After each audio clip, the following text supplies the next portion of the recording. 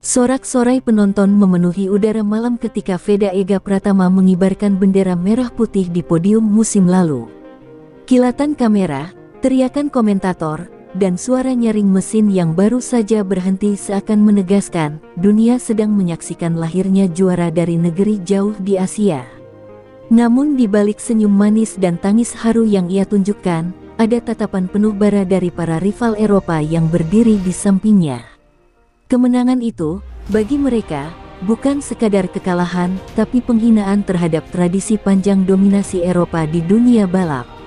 Di ruang briefing setelah podium, percakapan berbisik terdengar antara para manajer tim Eropa. "Bocah ini tidak boleh dibiarkan melaju terlalu jauh," ujar salah satu di antaranya dengan nada tajam. Senyum sinis menyertai kalimat itu. Veda, yang masih sibuk menerima ucapan selamat dari ofisial, tidak menyadari bahwa kemenangan terbesarnya baru saja menyalakan api perang baru di lintasan musim depan. Malam itu, Veda kembali ke hotel dengan hati penuh rasa syukur. Ia memandang layar ponselnya, ratusan pesan dari Indonesia masuk, doa, pujian, dan kebanggaan. Namun, di media Eropa, tajuk berita yang muncul berbeda, keberuntungan Asia atau ancaman baru. Kalimat itu menusuk, seolah meragukan semua kerja keras dan darah yang ia tumpahkan selama bertahun-tahun. Ia menghela napas panjang. Ia tahu, musim depan tidak akan sesederhana ini. Ketika timnya menggelar rapat internal, sang manajer dengan jujur berkata, "Veda, bersiaplah. Mereka akan datang dengan lebih kejam, lebih cerdas, dan lebih terorganisir. Kau bukan lagi underdog, kau adalah target utama." Kata-kata itu membuat ruangan seketika hening. Veda menunduk, menggenggam tangan hingga buku-bukunya memutih. Ada ketakutan, tapi di dalam dirinya juga tersulut rasa penasaran, bagaimana rasanya benar-benar melawan dunia yang bersatu untuk menjatuhkan satu orang. Di sisi lain, para rival sudah mulai merencanakan langkah. Pembalap Italia dengan reputasi tak kenal takut berlatih siang malam, sementara rider Spanyol menyiapkan strategi agresif untuk menekan Veda sejak lap pertama. Bahkan rider muda Prancis yang terkenal tenang dan licin mulai membuka catatan lama, menganalisis gaya balap Veda dengan detail yang menakutkan. Mereka tidak hanya ingin mengalahkannya, mereka ingin menghancurkan legenda yang baru lahir. Namun, bagi Veda, malam-malam panjang di perantauan bukanlah hal asing.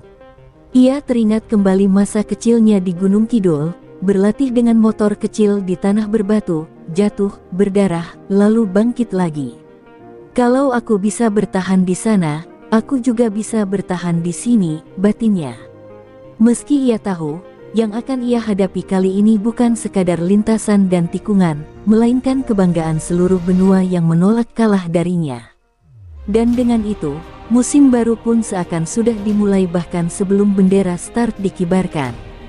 Bayangan kelam dari balik kemenangan terakhirnya terus menghantui, memberi tanda bahwa perjalanan berikutnya akan penuh luka, keringat, dan air mata. Veda menatap keluar jendela hotel, lampu kota berkelap-kelip seperti mata-mata yang mengawasi.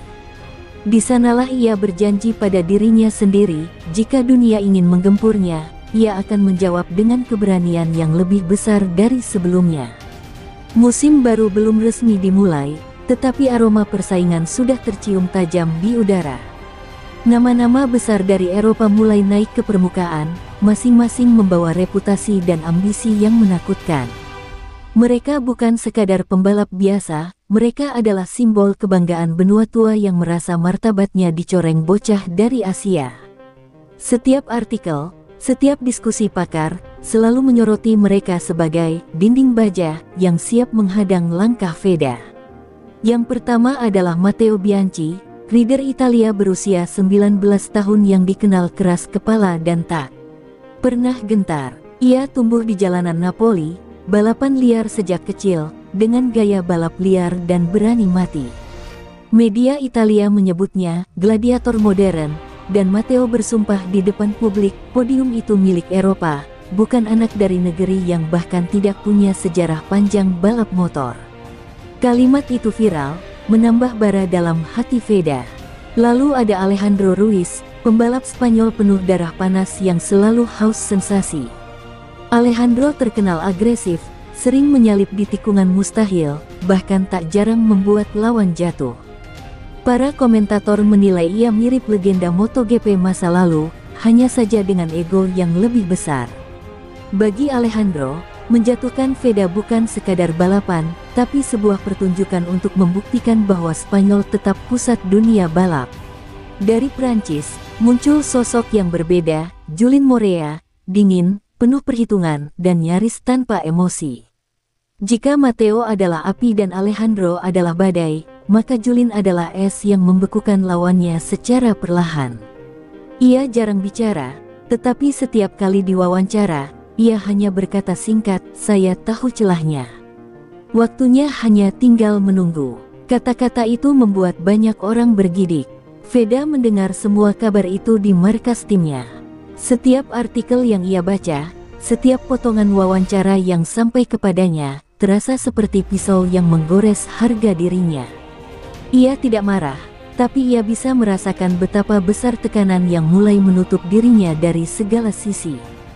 Tim mencoba menenangkannya, namun dalam hati Veda tahu, ia akan segera menghadapi pertempuran yang jauh lebih besar dari sekadar balapan.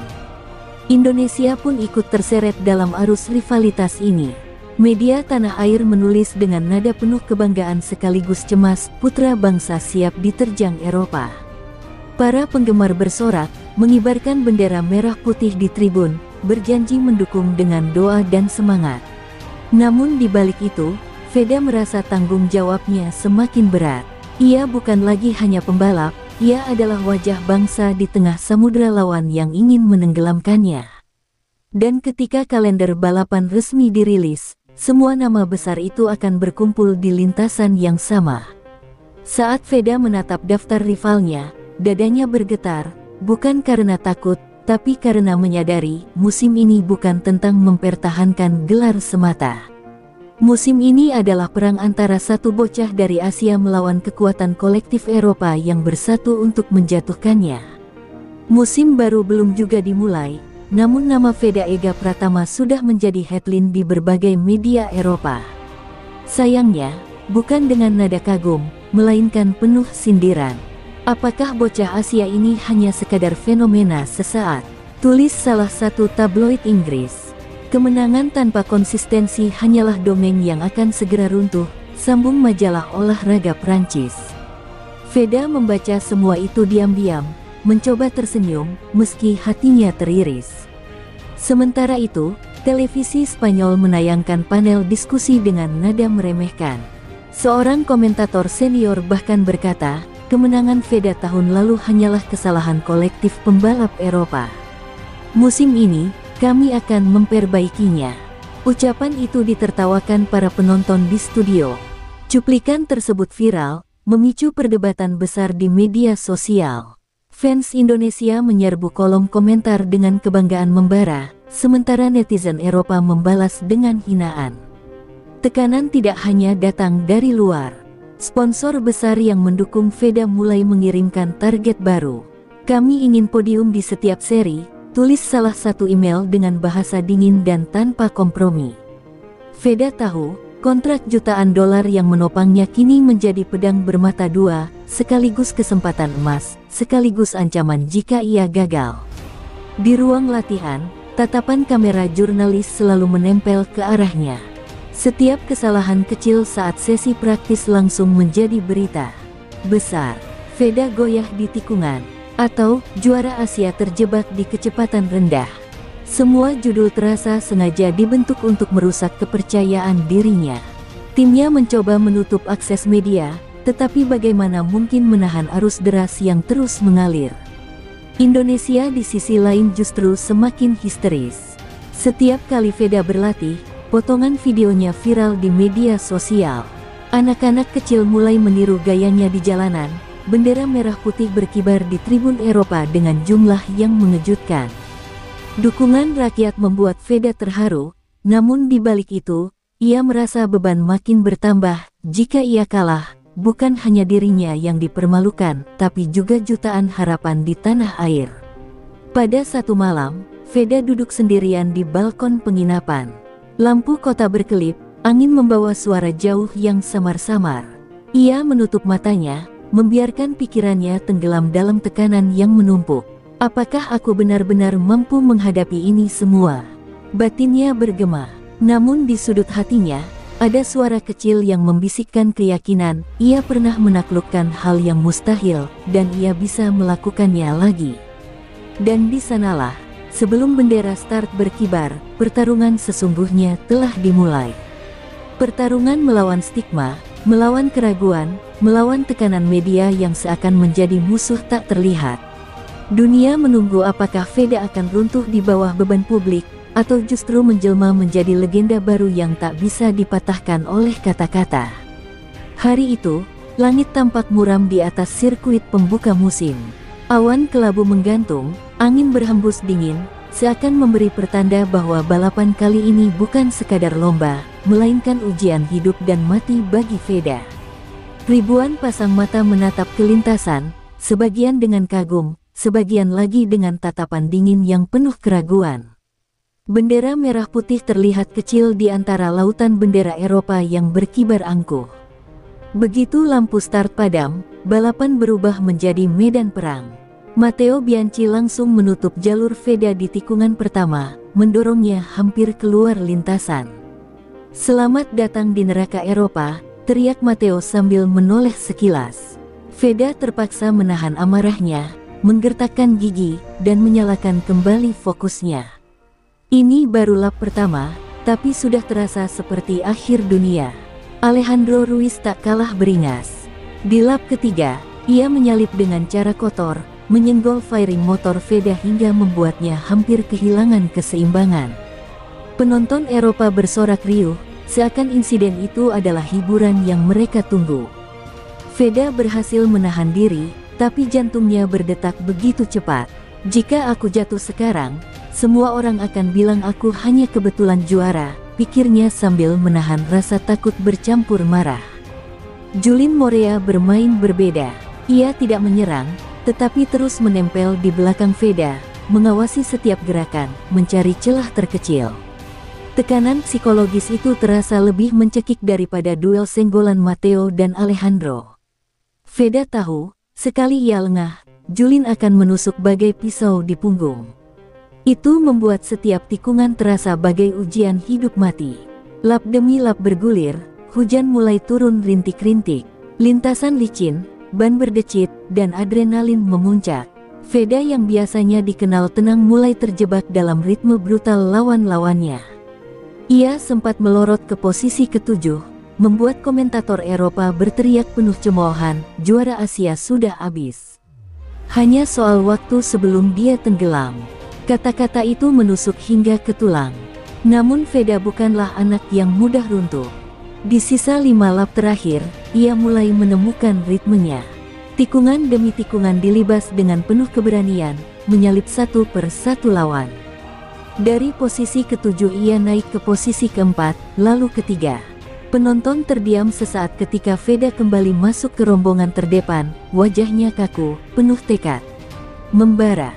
Meski akhirnya ia finish di posisi ketiga, bukan juara, namun cara ia bangkit dari tekanan membuat dunia terhenyak.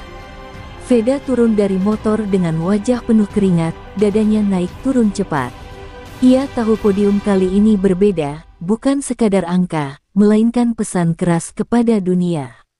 "Aku tidak akan runtuh," ucapnya dalam hati. Matteo, Alejandro, dan Julien saling melirik dengan wajah tegang. Mereka sadar, bocah Asia itu belum habis. Pertarungan baru saja dimulai. Podium ketiga di balapan pertama seharusnya menjadi alasan untuk tersenyum, tapi bagi Veda, rasanya seperti kalah telak. Malam itu, ia duduk sendirian di kamar hotel, menatap medali perunggu di meja. Ia mengingat senggolan brutal Alejandro, tatapan mengejek Matteo, dan bayangan Julien yang selalu menempel di belakangnya. Semua itu berputar di kepalanya, membuatnya sulit tidur. Jika ini baru awal, bagaimana aku akan bertahan sepanjang musim? Batinnya gemetar. Media tak memberi waktu baginya untuk bernapas. Headline besar muncul, juara Asia tak cukup kuat hadapi tekanan Eropa, atau Veda gagal membuktikan diri.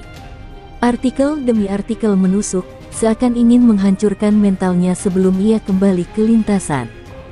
Veda menggulir layar ponselnya dengan tangan gemetar, membaca komentar-komentar yang membanjiri akun media sosialnya, pujian dari fans Indonesia, tapi juga hinaan kejam dari netizen luar negeri. Di ruang makan tim, suasana tak kalah tegang.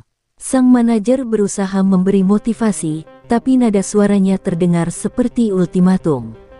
Kau harus lebih keras, Veda. Mereka tidak akan mengasihanimu. Satu kesalahan kecil bisa membuatmu hancur. Kata-kata itu menekan dadanya semakin berat. Veda mengangguk, meski hatinya berteriak, ia bukan mesin, ia manusia. Namun dalam keheningan malam, ada secercah cahaya kecil. Sebuah pesan masuk di ponselnya, dari ibunya di Gunung Kidul, "Nak, jangan takut. Kau sudah membuat kami bangga. Ingat, setiap tikungan yang kau lewati, ada doa kami yang ikut bersamamu." Air mata Veda jatuh tanpa ia sadari.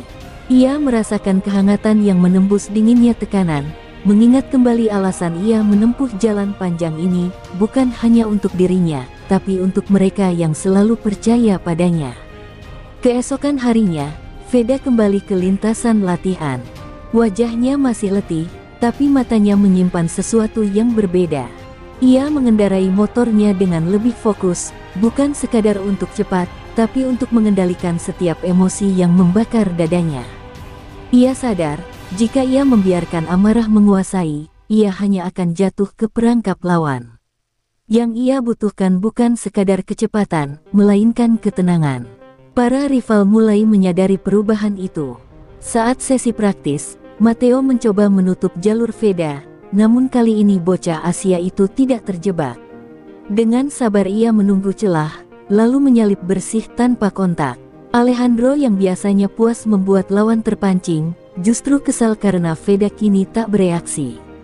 Julin, yang selalu menganalisis, mengerutkan kening, lawan yang dulu mudah ditekan kini berubah menjadi lebih berbahaya. Di dalam dirinya, Veda tahu perang mental ini belum selesai. Tapi satu hal sudah pasti, ia tidak akan lagi membiarkan hinaan, ejekan, atau tekanan media mengguncang hatinya. Ia menatap ke arah tribun kosong, membayangkan ribuan bendera merah putih yang akan kembali berkibar. Kalau mereka ingin menggempur, biarlah. Aku akan menjawab dengan keberanian. Dan untuk pertama kalinya sejak podium perdananya musim ini, Veda kembali tersenyum. Sirkuit Mugello, Italia, dipenuhi lautan bendera trikolore. Ribuan penonton berteriak, sebagian besar dengan nada mengejek ketika nama Veda diumumkan di grid start. Suasana terasa seperti medan perang, seorang anak Asia melawan seluruh kebanggaan Eropa. Matteo Bianchi, sang tuan rumah, berjalan dengan dada membusung, sesekali melempar senyum sinis ke arah Veda. "Ini rumahku, kau tidak akan pulang dengan kemenangan," bisiknya ketika mereka bersisian di grid. Lampu start padam, dan langsung terjadi kekacauan. Matteo menyerang dengan brutal, menutup setiap jalur Veda di tikungan-tikungan sempit Mugello. Alejandro Ruiz juga tak tinggal diam, mendorong dari sisi lain, membuat Veda terhimpit bagai mangsa yang dikerubuti serigala. Julin Morea, dengan wajah dingin, hanya menunggu sedikit celah untuk mengakhiri semuanya. Penonton bersorak tiap kali Veda terdesak keluar jalur, seolah mereka haus melihatnya jatuh. Lap demi lap, Veda terjebak dalam tekanan gila-gilaan. Jantungnya berdegup lebih cepat daripada mesin motornya. Matteo bahkan sengaja mengangkat tangan saat melewati tribun agar sorakan makin keras, seolah ingin mempermalukan Veda. Alejandro melakukan dive bomb di tikungan cepat, hampir membuat keduanya jatuh. "Ini bukan balapan lagi, ini penyiksaan," batin Veda, giginya terkatup rapat menahan emosi. Namun justru di titik tertekan itu, sesuatu dalam diri Veda meledak. Ia teringat pesan ibunya, teringat bendera kecil yang selalu dibawa ayahnya dulu di setiap latihan, dan teringat wajah anak-anak kecil di Indonesia yang bermimpi sepertinya. "Aku tidak boleh mundur," bisiknya, matanya menyalakan api yang berbeda.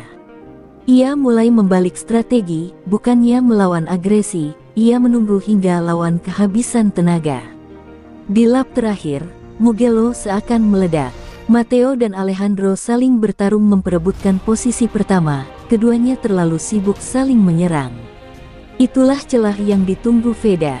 Dengan kecepatan luar biasa, ia menyalip keduanya di tikungan terakhir, manuver gila yang hampir mustahil. Sorakan tribun seketika membeku, hanya suara mesin yang menggema saat Veda keluar lebih dulu menuju garis finish. Saat melewati garis, Veda memekikkan teriakan yang bercampur amarah dan haru. Ia meraih bendera merah putih dari salah satu fans di tribun, lalu mengibarkannya tinggi-tinggi. Kamera menangkap air matanya yang jatuh, bukan karena lega, tapi karena tahu ia baru saja menantang seluruh Eropa di kandang mereka, dan menang. Para komentator yang tadinya mencibir kini terdiam, bingung harus berkata apa. Matteo, Alejandro, dan Julien hanya bisa menunduk di podium, wajah mereka masam. Veda berdiri di posisi tertinggi, suaranya bergetar saat lagu kebangsaan Indonesia Raya berkumandang di Mugello. Itu bukan sekadar kemenangan, tapi sebuah pernyataan, bocah Asia ini tidak hanya bisa bertahan, tapi juga bisa menguasai arena yang paling brutal sekalipun. Dan perang yang sesungguhnya baru saja dimulai. Setelah kejayaan di Mugello, dunia seolah kembali mengingat nama Veda. Media yang tadinya meremehkan mulai melunak, meski sebagian tetap sinis. Namun, sorotan itu menjadi pedang bermata dua. Setiap balapan berikutnya, rival-rivalnya datang dengan dendam yang semakin membara. Dan puncaknya terjadi di seri berikutnya di Jerez, Spanyol, saat Alejandro Ruiz bersumpah akan mempermalukan Veda di depan publiknya sendiri. Balapan dimulai dengan tempo gila. Alejandro langsung menyerang agresif, menutup setiap celah dengan gaya khasnya yang liar. Veda melawan dengan cerdik, mencoba menjaga ritme. Namun di lap ke-12, bencana datang. Di sebuah tikungan cepat, Alejandro menyalip terlalu nekat, menyenggol fairing motor Veda. Motor Veda terhuyung, ban belakang kehilangan grip, dan tubuhnya terlempar keras ke gravel. Penonton bersorak liar, sementara Veda terbaring, tubuhnya kesakitan. Tim medis segera berlari. Helmnya dilepas perlahan, wajahnya pucat menahan sakit. Dunia seakan berhenti ketika kamera menyorot Veda yang digotong ke tandu. Indonesia terpaku di layar kaca, jutaan hati serentak menjerit. Media sosial meledak dengan doa, kemarahan, dan tangis. Alejandro naik podium dengan sorakan publik Spanyol, tapi tatapan dunia penuh hujatan kepadanya. Di ruang medis, hasil pemeriksaan menunjukkan cedera cukup serius pada bahu dan pergelangan tangan Veda. Dokter menyarankan istirahat panjang, mungkin harus melewatkan satu seri. Kata-kata itu terasa seperti vonis bagi seorang pejuang yang hidupnya hanya di atas lintasan. Malam itu, Veda menatap langit-langit kamar rumah sakit, air matanya jatuh tanpa bisa ia tahan. Apakah ini akhir dari perjuanganku? Namun di tengah keputusasaan, suara-suara dari tanah air kembali hadir. Ribuan pesan memenuhi ponselnya, doa dari anak-anak kecil, dukungan dari komunitas balap lokal, dan video singkat dari keluarga yang berkata, "Nak, jangan menyerah. Kau adalah kebanggaan kami, bahkan ketika kau jatuh." Pesan itu menyalakan bara yang sempat padam. Luka fisiknya masih terasa, tapi semangatnya perlahan bangkit kembali. Saat balapan berikutnya berlangsung tanpa dirinya, Veda menonton dari ruang rehabilitasi.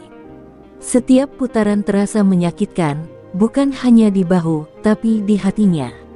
Namun di balik rasa iri dan hampa, ia mulai menyusun tekad baru. Ketika ia kembali, ia tidak akan hanya balapan untuk menang, tapi untuk membuktikan bahwa tidak ada cedera atau lawan yang bisa menghentikannya. Dan ketika namanya diumumkan akan kembali ke lintasan 2 seri setelahnya, dunia tercengang. Banyak yang berkata ia gila, terlalu cepat untuk kembali. Namun Veda tahu, luka terbesar bukanlah di tubuhnya, melainkan di dalam hatinya. Dan hanya dengan melanjutkan pertarungan, ia bisa menyembuhkan itu semua. Luka telah menjadi bagian dari perjalanannya, dan dari luka itulah kebangkitan sejati akan lahir. 2 seri setelah kecelakaan di Jerez, Veda akhirnya kembali ke lintasan. Bahunya masih dibalut perban khusus, pergelangan tangannya diperkuat dengan brace, namun sorot matanya tak lagi sama, lebih tajam, lebih dingin. Para rival menatapnya dengan campuran heran dan sinis. Matteo berbisik ke Alejandro, dia nekat. 1 kontak kecil saja, dan dia akan hancur. Alejandro hanya tertawa pendek, sementara Julien diam, memperhatikan dengan penuh kalkulasi. Balapan dimulai. Kali ini Veda tak menyerang sejak awal, berbeda dari biasanya. Ia membiarkan lawan-lawannya bertarung sengit di depan, sementara ia bertahan di posisi tengah dengan ritme stabil. Penonton sempat mencibir, menyebutnya sudah kehilangan taring.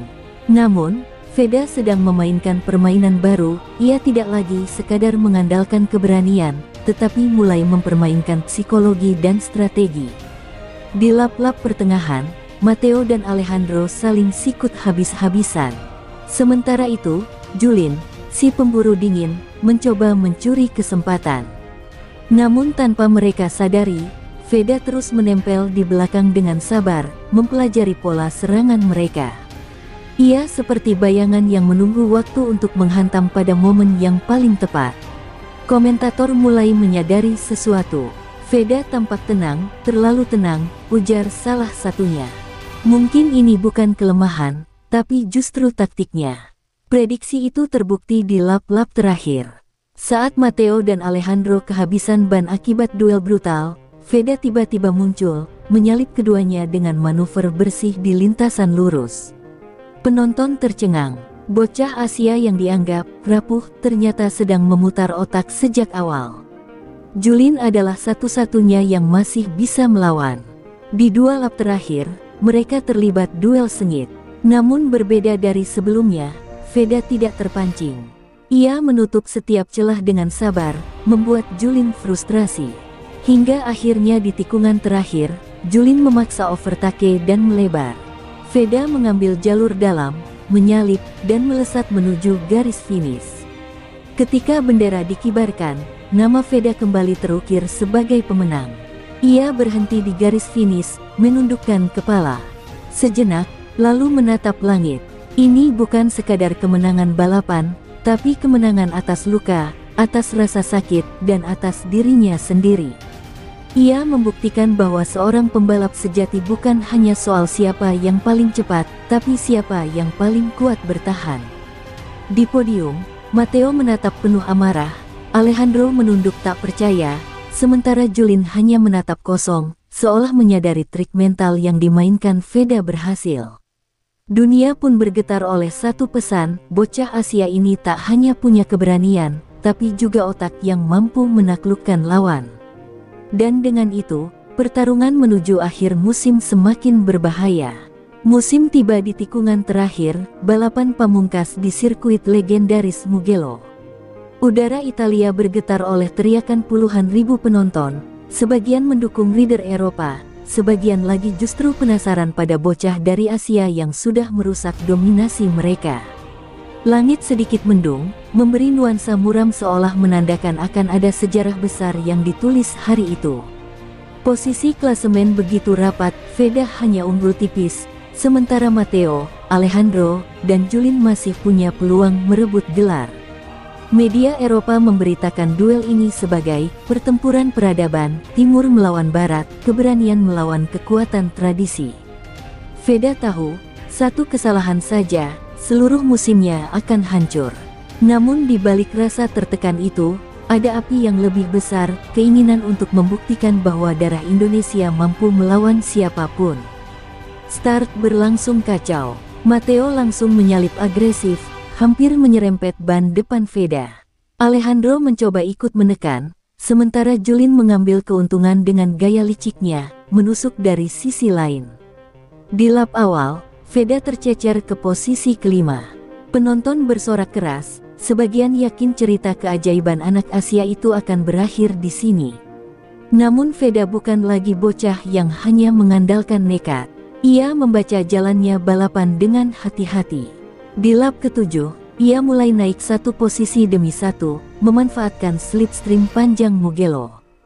Tapi setiap kali ia mencoba maju, Matteo menghadangnya dengan manuver kasar. "Hari ini, kau tidak akan lewat," teriak Matteo sambil menoleh sekilas, wajahnya penuh amarah. Pertarungan mencapai klimaks di lap-lap terakhir. 4 rider, Veda, Matteo, Alejandro, dan Julien, bertempur seperti gladiator. Helm mereka nyaris bersentuhan, motor saling goyang, dan tiap tikungan bisa jadi penentu nasib. Jantung penonton berdetak serempak, dunia seakan berhenti hanya untuk menyaksikan siapa yang akan menjadi juara. Di tikungan Arabiata terakhir, Julien mencoba manuver bunuh diri dari sisi luar, tapi motornya hampir hilang kendali. Alejandro menyusul terlalu cepat, melebar keluar lintasan. Yang tersisa tinggal 2, Matteo dan Veda. Mereka berduel di trek lurus terakhir Mugello, gas penuh, mesin meraung, udara bergemuruh oleh kecepatan. Bedanya hanya sepersekian detik, tetapi cukup untuk menentukan segalanya. Saat garis finish mendekat, Veda menunduk rapat, mencari slipstream terakhir dari Matteo. Dengan timing sempurna, ia keluar dari bayangan angin, melesat melewati Matteo tepat di garis finish. Ribuan penonton terperangah, beberapa terdiam, beberapa berteriak histeris. Bendera dikibarkan, Veda Ega Pratama, bocah dari Asia, memenangi duel terakhir di tanah Eropa, mengunci gelar juara dunia dengan cara paling dramatis yang bisa dibayangkan. Garis finish baru saja dilewati, namun dunia seakan berhenti berputar. Veda melepaskan teriakan panjang di balik helmnya, suaranya bercampur dengan raungan mesin yang melambat. Air mata panas mengalir tanpa bisa ditahan.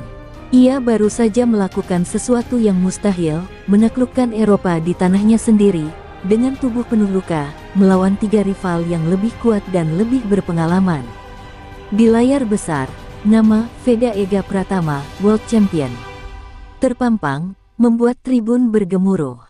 Matteo menghentikan motornya beberapa meter setelah garis, memukul tangannya ke tangki dengan frustrasi. Alejandro masih terdiam di gravel, motornya keluar lintasan, sementara Julien duduk di padok, menatap kosong, seolah menyadari semua intrik dan kalkulasi tidak mampu menghentikan bocah dari timur. Rival-rivalnya terpukul, tapi publik justru mulai menyadari, ini bukan sekadar keberuntungan, ini kebangkitan kekuatan baru.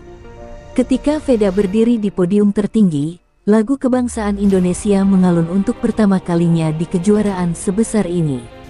Tangannya bergetar saat mengangkat trofi emas yang hampir lebih besar dari tubuhnya. Ia menutup mata, mengingat perjalanan panjang dari jalanan kecil di Gunung Kidul, latihan tanpa henti di panas dan hujan, hinaan bahwa Asia hanya pelengkap di arena Eropa. Semua seakan dibayar lunas di satu momen itu. Sorot kamera menyorot ke tribun, bendera merah putih berkibar di antara ribuan bendera Italia, Spanyol, dan Prancis. Beberapa penonton bahkan berdiri memberi tepuk tangan, meski mereka bukan pendukung Veda. Komentator terdiam sejenak, lalu berkata dengan suara bergetar, "Hari ini, sejarah berubah. Hari ini, seorang bocah dari Indonesia telah menggoreskan namanya di kitab emas balap dunia." Namun, di balik euforia, Veda sendiri sadar jalan ini baru awal. Di ruang pikirannya, ia tahu kemenangan ini akan membuka bab baru, lebih banyak mata yang akan mengincarnya, lebih banyak musuh yang akan mencoba menjatuhkannya. Tapi di saat yang sama, ada keyakinan yang tak tergoyahkan, jika ia bisa menaklukkan Mugello hari ini, maka ia bisa menghadapi apapun di masa depan. Timnya memeluknya satu persatu, tangis bercampur tawa. Mekanik tua yang sejak awal meragukan Veda pun ikut terisak, seakan menyesali keraguan itu. Manajernya berbisik pelan, "Kau baru saja membuka jalan bagi jutaan anak kecil Asia yang bermimpi. Kau bukan hanya juara dunia, Veda, kau adalah simbol." Kata-kata itu membuat Veda semakin terisak. Trofi di tangannya seakan lebih berat dari sekadar emas, ia membawa harapan sebuah bangsa. Malam itu, Mugello diterangi sorotan lampu dan kembang api. Di media sosial, Nama Veda meledak jadi trending global. Surat kabar menulisnya sebagai Cinderella Story dari Timur, sementara netizen Asia membanjiri lini masa dengan kebanggaan. Dan di tengah semua itu, Veda duduk sendirian di padok, menatap bintang di langit Italia. Ia berbisik lirih, "Aku sudah sampai, tapi perjalanan ini baru dimulai."